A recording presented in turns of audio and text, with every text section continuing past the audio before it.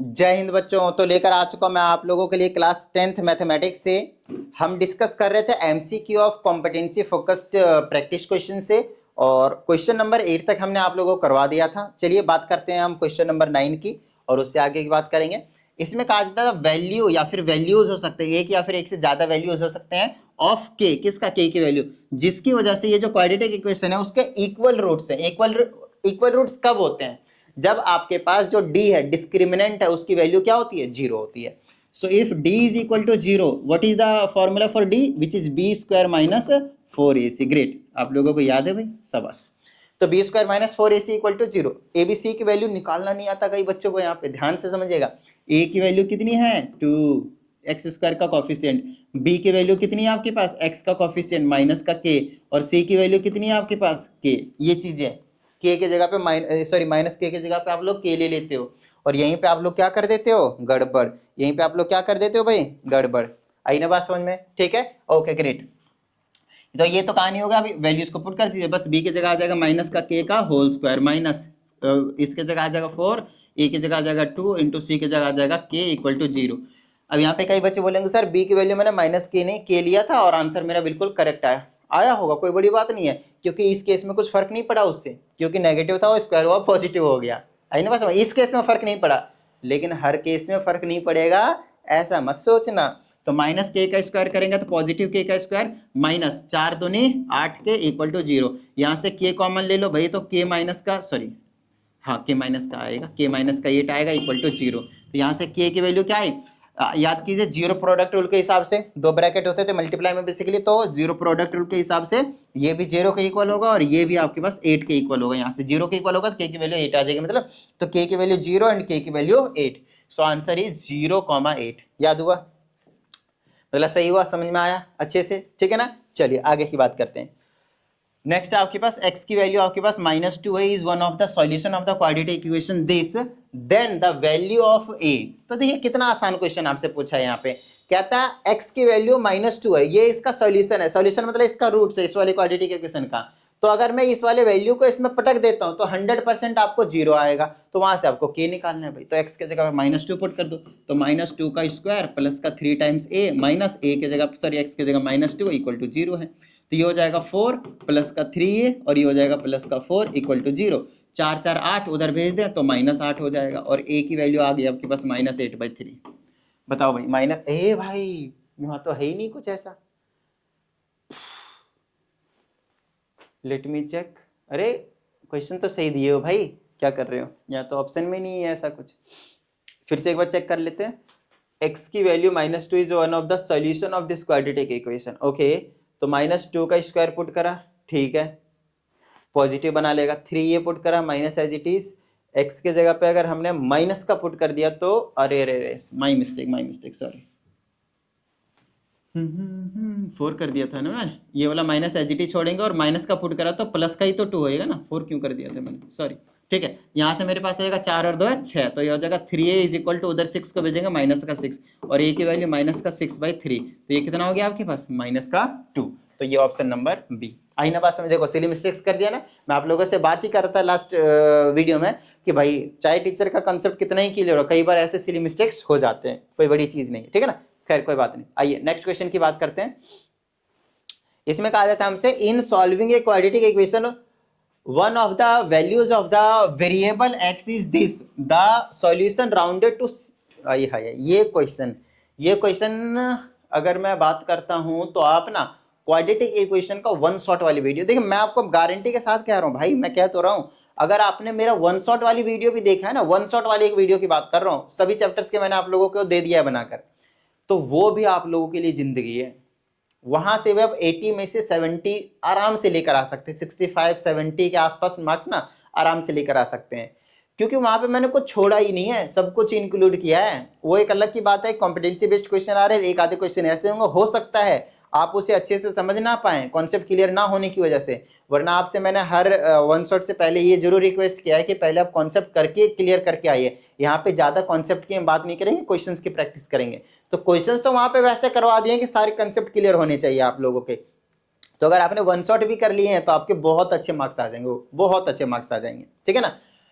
Okay अब यहाँ पे हमसे कहा जाता है टू सिग्निफिकेंट फिगर, और इस वाले ऐसा नहीं है कि इस वाले को मैंने आपको करवाया नहीं, वन शॉट में करवाया है मैंने।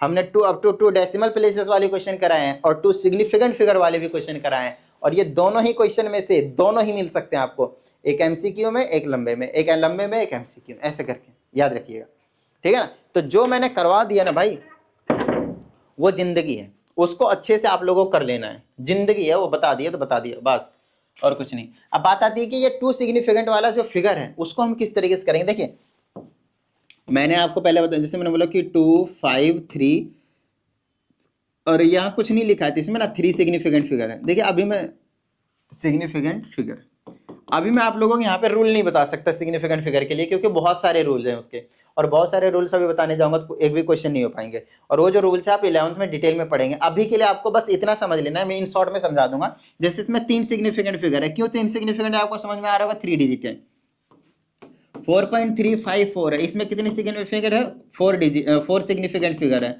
क्योंकि इसमें 4 डिजिट, डेसिमल से कुछ फर्क नहीं पड़ रहा है इसमें इधर उधर लगाने से, है ना। अच्छा अगर मैंने आपको 430 पूछा तो इसमें कितनी सिग्निफिकेंट है, आपके पास 2 ही है, लो भाई। तो लास्ट में अगर आपके पास जीरोस हैं तो आपके पास वो नहीं है, लेकिन यहाँ पे अगर डेसिमल आ जाते हैं तो 3 सिग्निफिकेंट फिगर हो जाते हैं, फिर रूल है इनका, ठीक है ना, क्योंकि एक्यूरेसी को बता रहा होता है सिग्निफिकेंट फिगर और कुछ नहीं। तो फिलहाल अगर ये लास्ट में आप चाहे कितना ही जीरो लगा दें, इसमें आपके पास 2 ही सिग्निफिकेंट फिगर आएंगे। कितने आएंगे सिग्निफिकेंट फिगर, 2 ही आएंगे। आई बात समझ में, ठीक है। तो ये कहानी होगी आपके पास। अब इसमें हमसे पूछ रखा है इस वाले में कितने सिग्निफिकेंट फिगर है, 1 2 3 4 5 6 सिग्निफिकेंट फिगर है, इसमें 6 सिग्निफिकेंट फिगर है। लेकिन इस आंसर को मुझे ऐसे कन्वर्ट करना है, ऐसा आंसर लिखना है जिसमें 2 सिग्निफिकेंट फिगर हो। तो आप मुझे बताइए इसमें कितने हैं, 5, इसमें कितने हैं 5, इसमें कितने हैं 4, इसमें कितने हैं बताओ भी, 2 बताइए ना। यहाँ से देखो इस वाले कंसेप्ट है, ऐसे याद रखिएगा, ठीक है ना। और वैसे भी इसके आसपास राउंड ऑफ करेंगे, 233 को 230 है आपके पास, देख लीजिए, ठीक है ना। डेसिमल में अभी ऐसा मत कर देना कि 233 में राउंड ऑफ कर दिया, तो 233 में भी 3 सिग्निफिकेंट फिगर है, बट आपको 2 सिग्निफिकेंट फिगर में रखना है। देखिए कितना इंपॉर्टेंट कॉन्सेप्ट था आप लोगों के लिए, आई ना बात समझ में, ठीक है। चलिए आगे की बात करते हैं। इसमें कहा जाता है in the adjoining diagram, diagram है कहाँ भाई, ऊपर है, ऊपर ऊपर, ये रहा डायग्राम, ये वाला ट्रायंगल वाला। तो हमसे कहा जाता है डायग्राम ए बी एक्स है, दिख रहा है आपको ए बी एक्स है, बी सी वाई है, शाबाश, और x माइनस वाई की वैल्यू 7 है, x माइनस वाई की वैल्यू 7 है, तो यहाँ से x की वैल्यू निकाल दीजिए, 7 प्लस वाई हो जाएगा। x की वैल्यू निकाला, ये उधर चला गया ना, तो x की जगह पे क्या रख सकता हूँ मैं, 7 प्लस वाई। एक ही वेरिएबल में रखेंगे तो सॉल्व करना हमारे लिए आसान हो जाएगा। अब कहता है area of triangle is 30 centimetre square. Area of triangle मतलब क्या होता है, 1/2 इंटू बेस इंटू हाइट, याद है ना, राइट एंगल ट्रायंगल है तो उसका एरिया 30 दे रखा है। 1/2 को ऐसे रखिए, बेस की जगह y है और हाइपोटेनियस ये हाइट है, ठीक है ना, हाइपोटेनियस नहीं हाइट है, सॉरी, तो परपेंडिकुलर लिख सकते हैं आप इसके जगह, तो वो है आपके पास 7 प्लस वाई और इज इक्वल टू में 30 है। 2 उधर भेज दीजिए, इधर बचा इस तरह से कुछ बचा हुआ है, और इधर 2 भेज देंगे तो 60 बना देगा, क्रॉस सॉरी मल्टीप्लाई कर दिया, आ जाएगा वाई स्क्वायर प्लस 7y, और इसको अंदर लाइए 60 आ गया। 12 × 5 = 60 बेस्ट रहेगा, तो वाई स्क्वायर प्लस का 12y और माइनस का 5y ले लेता हूँ, और माइनस का 60 इक्वल टू 0। y कॉमन लूंगा तो y प्लस 12 आएगा, यहाँ से -5 कॉमन लूंगा तो y माइनस का 12 आएगा, गलत बात, प्लस का आएगा, माइनस साइन भी कॉमन आया, तो यहाँ से y की वैल्यू -12 आया और +5 आया। अब -12 तो पॉसिबल नहीं है ना भाई, -5 तो पॉसिबल नहीं है, क्योंकि y क्या आपके पास बेस है, तो कितना ले लूंगा, 5 ले लूंगा। ये 5 है तो 7 5 12 हो गया। हमसे क्या पूछा है वो देख लीजिए, the length of AC is, AC ये रहा, ये 12 है, ये 5 है, AC है वो लगा दीजिए पाइथागोरस, 12 का स्क्वायर 144, 5 का स्क्वायर 25, इसका अंडर रूट कितना हो गया, 169 का under root, which is 13, so answer is 13। कहाँ गया बताइए भाई, किस तरह की कोई दिक्कत, बिल्कुल बच्चों वाले क्वेश्चन, कोई दिक्कत वाली बात नहीं है, लेकिन आप कंसेप्ट देखिए भाई, कंसेप्ट बड़ा प्यारा प्यारा है, कंसेप्ट के बिना इन क्वेश्चनों को आप कर ही नहीं सकते, इस बात का प्रॉपर ध्यान रखना है आपने, आई ना बात समझ में, ठीक है। चलिए अब इसमें हमसे कहा जाता है if P, Q and R in continued proportion, continued proportion में तो इसको कैसे लिखते थे, याद कीजिए, P upon Q should be equal to Q upon R, याद है ना, ये जो है वो B और C दोनों का काम कर रहा होता है, कॉन्टिन्यूड वाले बीच वाले, तो इसको मैं क्रॉस मल्टीप्लाई करूंगा तो Q² अपॉन में PR मिल जाएगा। खैर यहाँ से आप चेकआउट कर सकते हैं कि कौन सा सही होगा, P/Q और P/R तो बिल्कुल नहीं हो सकता है, तो Q/R, आई है इसमें तो अजीब सा दे रखा है, खैर इसको मैं रख के देखता हूँ, तो शायद इसके और इससे मैच करने की कोशिश करता हूँ मैं, इसको मैं लगता हूँ Q upon R should be equal to P²/Q का स्क्वायर।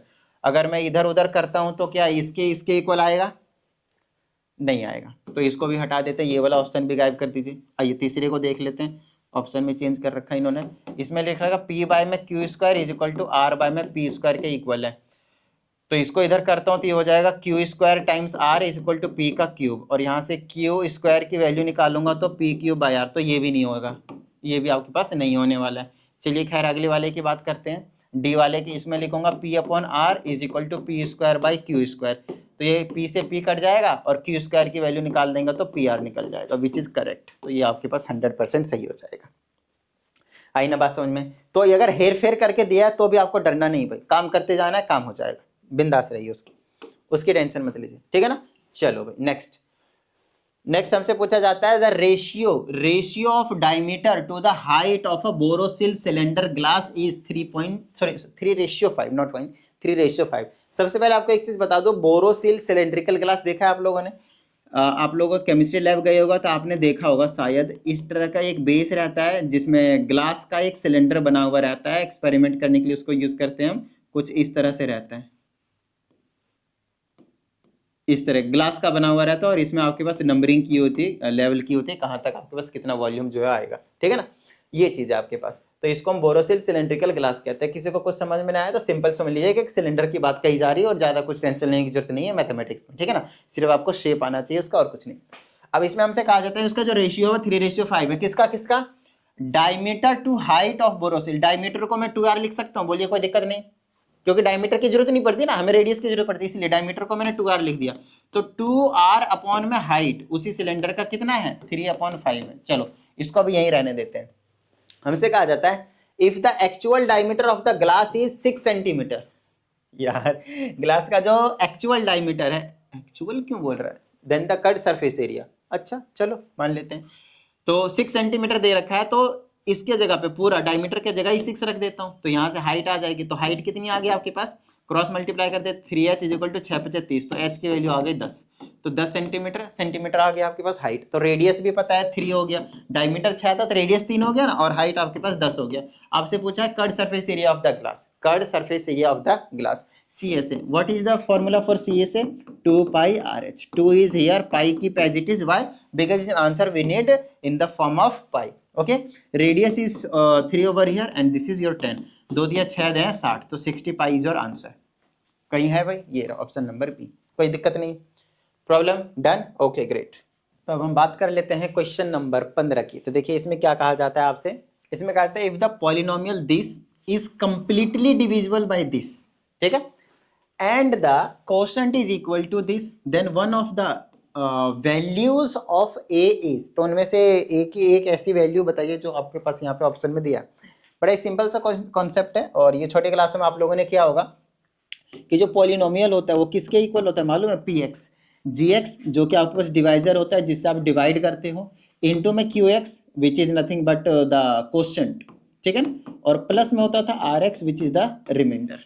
आई ना बात समझ में? ठीक है, जब कंप्लीटली डिविजिबल होता है तो रिमाइंडर आपके पास 0 होता है, so this value will be equal to 0, खत्म बात, ठीक है। अब आपको px दिया है तो यहाँ पे पुट कर दीजिए px 2x का क्यूब प्लस 3x की square minus 2x minus 3 which is equal to gx। gx क्या है आपके पास 2x प्लस a, आ जाएगा आपके पास 2x प्लस a, और साथ ही आपके पास qx भी है, ये रहा आपके पास x की square minus 1, x square minus 1, आई बात समझ में, x स्क्वायर माइनस 1, तो ये आ जाएगा आपके पास 2x का क्यूब प्लस 3x की square minus 2x, I am keeping it as it is. इनको आप मल्टीप्लाई कर सकते हैं, 2x से अगर हम मल्टीप्लाई करेंगे तो ये हो जाएगा 2x की क्यूब, और ये करेंगे तो आ जाएगा आपके पास 2x, इसे करेंगे तो ax की स्क्वायर, और इसे इसको करेंगे तो नेगेटिव ऑफ a। बताइए भाई किस तरह की, कोई दिक्कत नहीं ना, बस यहाँ से a निकालना और क्या, सब कुछ a की वेरिएबल निकल जाएगा, इससे इसको आप उड़ा दीजिए, बोलिए किस तरह की, कोई दिक्कत नहीं, 2x से 2x कट जाएगा, बोलिए हाँ या नहीं, ठीक है ना।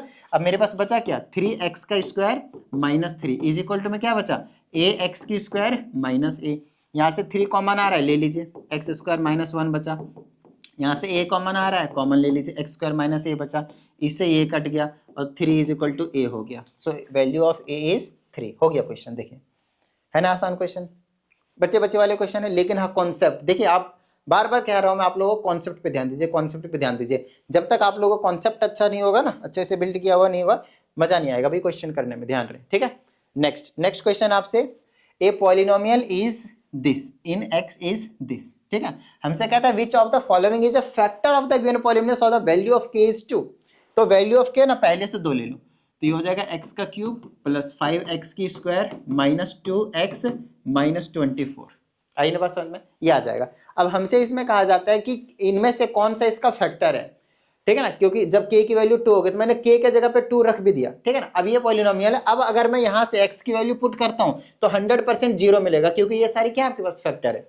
यहाँ से x की वैल्यू निकाल लीजिए, -2 आएगी, तो ये आपको हिट एंड ट्रायल ही करना पड़ेगा, यहाँ पे और कोई तरीका नहीं है। पुट कर देते -2 पुट करेंगे तो -8 आएगा, प्लस में यहाँ पुट करेंगे तो 4 5 20 आएगा, माइनस का 2 करेंगे तो प्लस का 4 आ जाएगा, माइनस का 24। सॉल्व कर लेते हैं, 20 और 4 24, और ये आपके पास इससे ये कट जाएगा, तो ये तो नहीं है आपके पास, 0 नहीं आया सॉल्व करके ना, इसलिए ये नहीं है, ठीक है। ओके, अब इसको पुट कर लेते हैं, x की वैल्यू क्या आ जाएगी आपके पास, यहाँ से 3 आ जाएगा, इक्वल टू 0 रख के x की वैल्यू निकालनी होती है, ठीक है।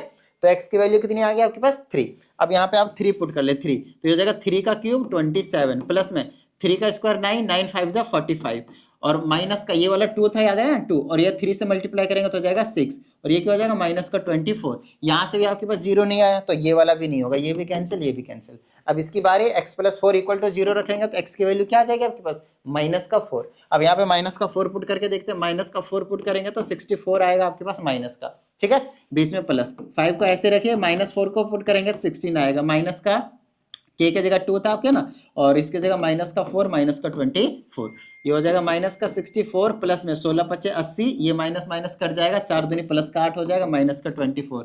ये इसको सॉल्व कर देते हैं, इसको ऐड करेंगे तो 88 हो जाएगा, इसको ऐड करेंगे तो भी आपके पास माइनस का 88 हो जाएगा, और आ गया आपके पास 0। So this is your factor. बताइए भाई, किसी भी तरह की कोई प्रॉब्लम नहीं ना, डन है, ओके ग्रेट। चलिए आगे की बात कर लेते हैं हम क्वेश्चन नंबर 17 की, ठीक है, क्वेश्चन नंबर हम 17 की बात कर लेते हैं।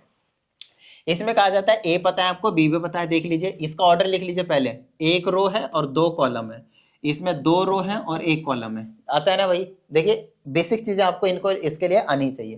कहते हैं only matrix A B is possible, तो आपको पता करना है कि ए बी पॉसिबल है या नहीं, या फिर ओनली पॉसिबल है। तो पहले ए बी बी दोनों चेक करते हैं, ए और बी मल्टीप्लाई किया जा सकता है या नहीं, वो आपको चेक करना है। तो 2 मैट्रिक्स को मल्टीप्लाई कब किया जा सकता है, जब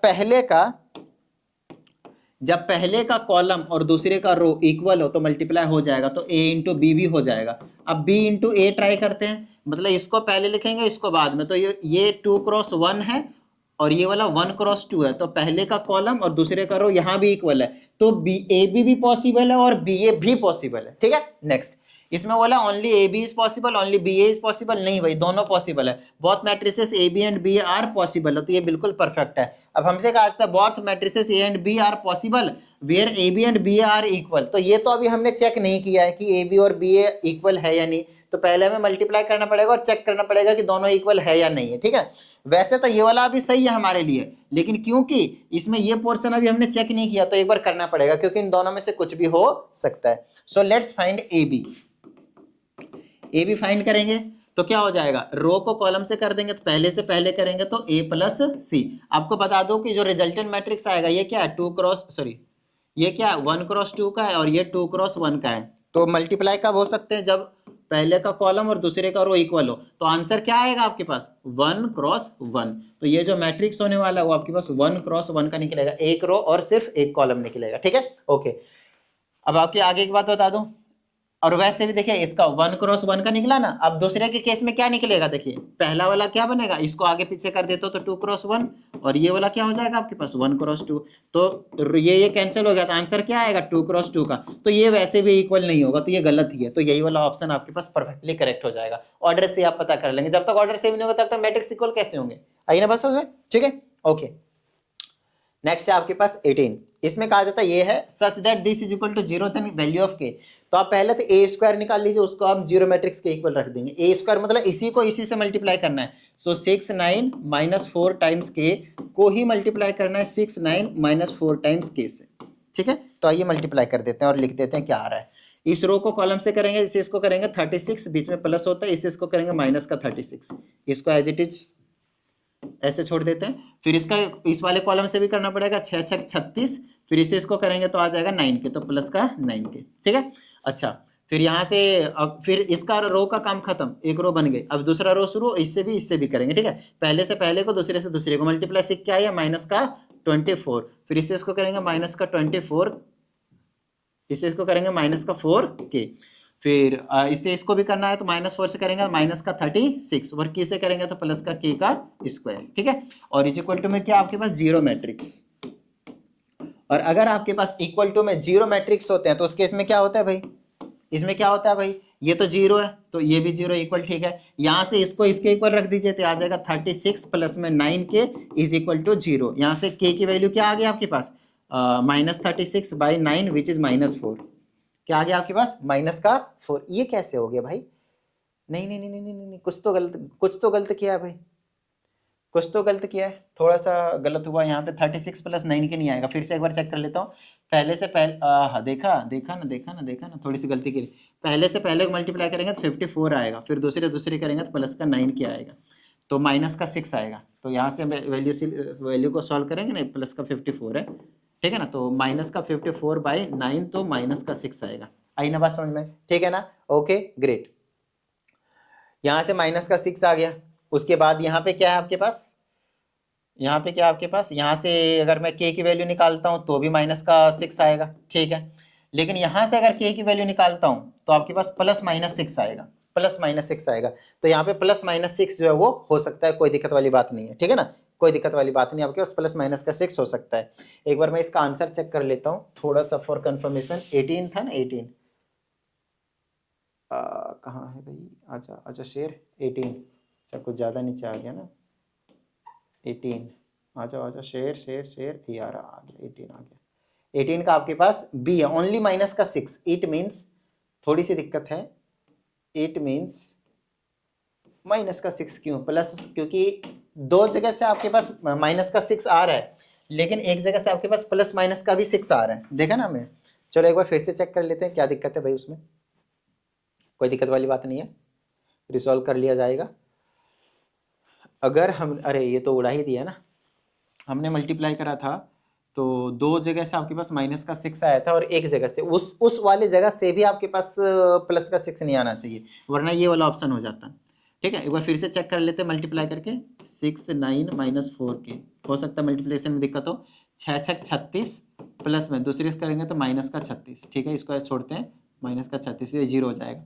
फिर इसे इसको करेंगे 9 6 54, 9 6 54, और प्लस में इसको करेंगे प्लस का 9k, ठीक है। यहाँ से तो माइनस का 6 आएगा क्योंकि इसको मैं इक्वल रखूंगा 0 0 0 0 के, तो ये इसके इक्वल आएगा 0 के, तो k की वैल्यू तो माइनस का 6 आई, दैट्स इट, ठीक है। लेकिन अब इसे इसको करूंगा तो माइनस का 24, और इसे इसको करेंगे माइनस का 4k, यहाँ से भी k की वैल्यू आपके पास माइनस का 6 आया, और यहाँ से भी इसको भी इक्वल टू 0 रखा तो k की वैल्यू आपके पास माइनस का 6 आया। तीसरे में देखते हैं लास्ट में क्या दिक्कत है, इससे इसको कर रहे हैं तो माइनस का 9 चौके 36, ठीक है, और पहले से पहले करें तो दूसरे कर प्लस का k का स्क्वायर, ठीक है, प्लस का k का स्क्वायर, ओके। अब हमें यहाँ पे क्या करना है आपके पास,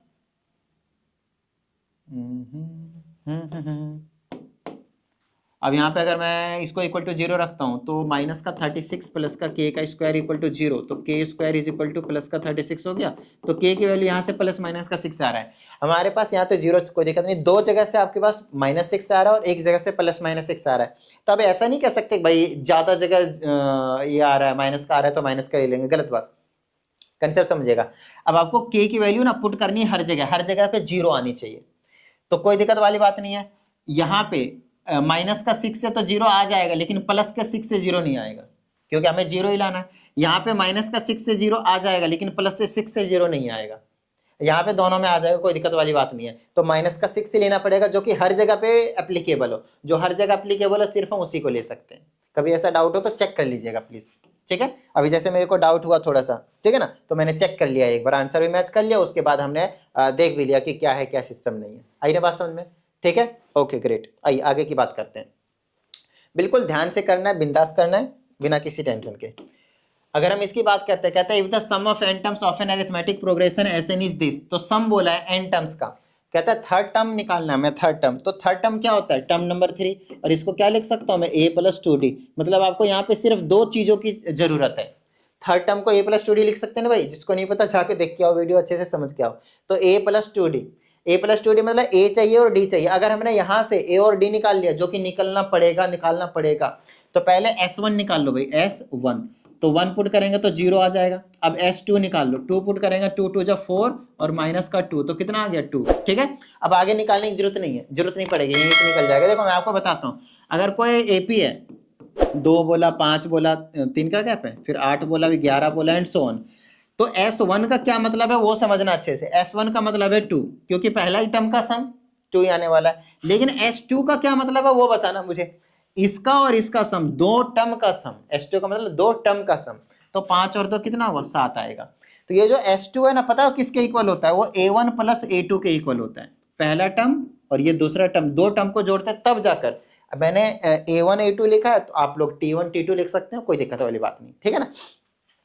तो आपको यहां से वही चीज मैं बता रहा हूं कि भाई यहाँ पे मैंने क्या किया हुआ है, S2 को लिख दिया है A1 प्लस A2, और वो किसके इक्वल है, 2 के इक्वल। और यहाँ से A1 की वैल्यू कितनी है आपके पास, देखो S1 हो या A1 हो, पहला टर्म S1 एक ही बात होती है। इसके जगह 0 रख देंगे तो A2 की वैल्यू क्या आ गई, 2। अच्छा, A1 की वैल्यू, A1 A होता है आपके पास, तो ये हो गया 0, प्लस में 2 मल्टीप्लाई D। अच्छा, D कितना आएगा, D का फॉर्मूला होता है A2 माइनस A1, ठीक है। A2 की जगह 2 है, माइनस A1 की जगह 0 है, तो यहाँ पे 2 आ जाएगा, 2 2 जा 4, सो आंसर विल बी 4। बताइए किसी भी तरह की कोई प्रॉब्लम, बिल्कुल बच्चा सा क्वेश्चन और कुछ नहीं, ठीक है। नेक्स्ट, अच्छे से समझते जाइएगा, बिंदास समझते जाइएगा, कोई टेंशन वाली बात नहीं है, ठीक है। कहता है which of the following is not a geometric progression, इनमें से कौन सा ऐसा है जो ज्योमेट्रिक प्रोग्रेशन नहीं है। तो आपको पता होना चाहिए जिसमें आर जो सेम होता है, कॉमन रेशियो कहते हैं हम इसको, आर को क्या कहते हैं हम, कॉमन रेशियो, ठीक है ना, कॉमन रेशियो। अगर आपके पास सेम होता है, अगर आपके पास कॉमन रेशियो सेम होता है, तो उसके इसको हम क्या कहते हैं, उसमें जो भी प्रोग्रेशन होते हैं हम ज्योमेट्रिक प्रोग्रेशन कहते थे। तो आर निकालते कैसे थे हम, आर निकालते थे A2 माइनस, सॉरी माइनस कह रहा हूँ, अपॉन में रेशियो होता था A2 अपॉन A1, दूसरे टर्म को पहले टर्म से डिवाइड कर दो, तो इनके बीच में निकालेंगे तो A2 आपके पास 1 है, उसके नीचे कुछ नहीं तो 1 ले लीजिए। अगर दूसरा फ्रैक्शन में तो पहले को भी फ्रैक्शन में रखिए, नहीं तो बच्चे गलती करते हैं। तो यहां से रेसिप्रोकल करेंगे तो 1/1 मल्टीप्लाई 3/1, सो आंसर इज 3। अब यहां से इनके बीच में भी निकाल लीजिए, इनके बीच में भी रेशियो निकालिए, ये सॉरी इनके बीच में क्या रहा, इनके बीच में, तो यहाँ भी रेशियो कितना आना चाहिए आपके पास, 3/3 आना चाहिए। तो फिर से निकालेंगे तो अगला टर्म ले लिया हमने, ये A1 हो गया, A2 हो गया, A3 हो गया, A4 हो गया। अब की बार R की वैल्यू आप A3/A2 कर सकते हैं, आप कोई सा भी टर्म ले सकते हैं, अगला उससे जस्ट पहला, अगला जस्ट पहला, अगला जस्ट पहला, ठीक है। तो A3 कितनी है आपके पास, A3 देखिए 3 है, और A1 की वैल्यू कितनी है आपके पास, 1 है, तो ये भी 3 आया। अगला चेक करते हैं A4/A3, तो 9/3, यहां से भी 3 आया, तो भाई पहला ही आपके पास AP हो गया। इन्होंने जानबूझकर नहीं दिया, सॉरी JP हो गया, इन्होंने जानबूझकर नहीं दिया कि भाई क्या हो सकता है। वैसे आपको मैं एक चीज बताऊं, आप दूसरे से निकालेंगे ना तब भी आपके पास आ जाएगा। आहा सॉरी, इन्होंने स्पेशली बोला ये तो है ही है, कोई दिक्कत नहीं है, इन्होंने बोला नॉट बोला है, नॉट, तो देखो ये तो होगा ही होगा, और सेम सेम होता है तो जीपी होगा ही नहीं, this upon this one, this upon this one, this upon this one, R की वैल्यू सेम आ रहा है तो ये भी होगा। दिस अपॉन दिस करेंगे -2, दिस अपॉन दिस करेंगे -2, दिस अपॉन दिस करेंगे -2, तो ये भी होगा। और दिस अपॉन दिस करेंगे 0, दिस अपॉन दिस करेंगे 0। हे भाई रुको रुको रुको रुको रुको रुको, दिस अपॉन दिस करेंगे 0, लेकिन दिस अपॉन दिस करेंगे तो क्या आएगा 4/0, नॉट डिफाइंड, नॉट डिफाइंड, तो ये आपके पास जीपी नहीं है। बताइए किसी भी तरह की कोई प्रॉब्लम नहीं ना, मेरे हिसाब से तो देखो नहीं होनी चाहिए। फिर भी अगर आप लोगों को कोई प्रॉब्लम आती है तो कोई दिक्कत वाली बात नहीं है, 7428525669 पे भेज दीजिए, आप लोगों को प्रॉब्लम का सफाई कर दिया जाएगा, प्रॉपर वीडियो सॉल्यूशन मिल जाएगा, ठीक है। और अगर आप लोगों को पर्सनल क्लास की नीड होती है तो उसकी भी आप इस नंबर पे इंक्वायरी कर सकते हैं, आपको डिटेल मिल जाएगी। तो चलिए उम्मीद करते हैं इस वीडियो में जितनी भी चीजें आप लोगों को समझाई गई हैं सभी चीजें समझ में आ गए होंगे। और अगर ऐसा है तो फटाफट वीडियो को लाइक कर दीजिए, साथ ही अगर आप इस चैनल पर एक नई स्टूडेंट है तो चैनल को सब्सक्राइब करके बेल आइकन को जरूर प्रेस कीजिएगा। चलिए मिलते हैं अगली वीडियो में, प्रैक्टिस करते रहिएगा। जय हिंद।